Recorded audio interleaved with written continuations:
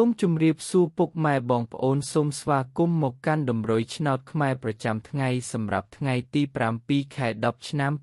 2025 Admin ក៏មានតម្រុយឆ្នោតពិសេសនិងល្អៗសម្រាប់ចែកជូនពុកម៉ែបងប្អូនផងដែរ Admin ក៏សូមចិត្តពុកម៉ែបងប្អូនសូមបងប្អូនជួយចុច like និងជាវម្នាក់មួយផងដើម្បីមានភាពងាយស្រួលក្នុងការតាមដានតម្រុយឆ្នោតខ្មែររៀងរាល់ថ្ងៃចឹងកុំឲ្យខាត់ពេលពុកម៉ែបងប្អូនយូរចឹងសូមចូលមកកាន់តម្រុយឆ្នោតខ្មែរយើងវិញសម្រាប់ម៉ោង 1:00 ម៉ោង 3:45 និងម៉ោង 6 ចឹងយើងចូលមកកាន់តម្រុយឆ្នោតខ្មែរយើងវិញនៅថ្ងៃនេះវិញសម្រាប់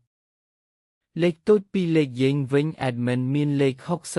58 95 133សម្រាប់លេខអូសខ្ទង់ Admin មានលេខ50អូសនិងលេខ30អូសផងដែរសម្រាប់លេខពិសេស3លេខយើងវិញ Admin ក៏មានលេខ911គុណនិងលេខ505គុណ